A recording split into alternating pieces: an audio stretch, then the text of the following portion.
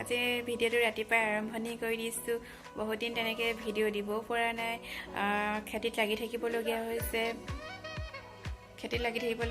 দাৱনী আকৌ ধান অনা মানুহ সকলোবিলাক লাগি থাকে যে সেইকাৰণে ভিডিঅ' কৰিব পৰা নাছিলোঁ। তাকে কালি এটা ভিডিঅ' সৰুকৈ দিছিলোঁ আৰু ইমান দীঘল নহয়।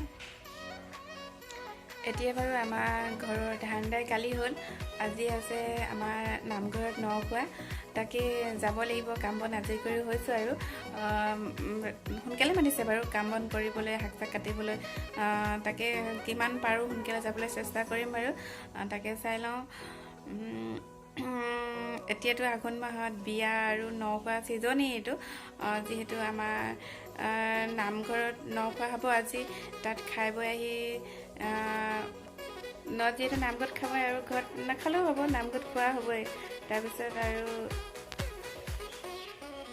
নামঘৰলৈ যাম, কিন্তু তাত ভিডিঅ' কৰিব নোৱাৰিম কাৰণ তাত যিহেতু কাম বন কৰি থাকিব লাগিব। এনেই মানুহৰ আগত এইবিলাক মোবাইলটো উলিয়াই পিনি ভিডিঅ' কৰিবলৈ এনেই লাজেই লাগে বাৰু। তথাপিও যিমানকণ পাৰোঁ সিমানকণ দেখুৱাম বাৰু আপোনালোকক। আমাৰ নামঘৰ কিমান দূৰ যাব লাগে, আমাৰ নামঘৰলৈ যাব লাগে, অলপ দূৰ যাব লাগে। আমি ওচৰৰ খুৰী এজনী আছে, খুৰীজনীয়ে মই যাব লাগিব। তাকে শাক চাক কুটা অলপ দেখুৱাম। খোৱাটো হয়তো দেখুৱাব নোৱাৰিব পাৰোঁ, মানুহবিলাকে খাই থাকিবতো নালাগে, ভিডিঅ' কৰিবলৈ বেয়া লাগে। এতিয়া আমি নামঘৰ পাইছোঁহি আৰু এয়া আমাৰ চফা কৰি আছে নামঘৰ।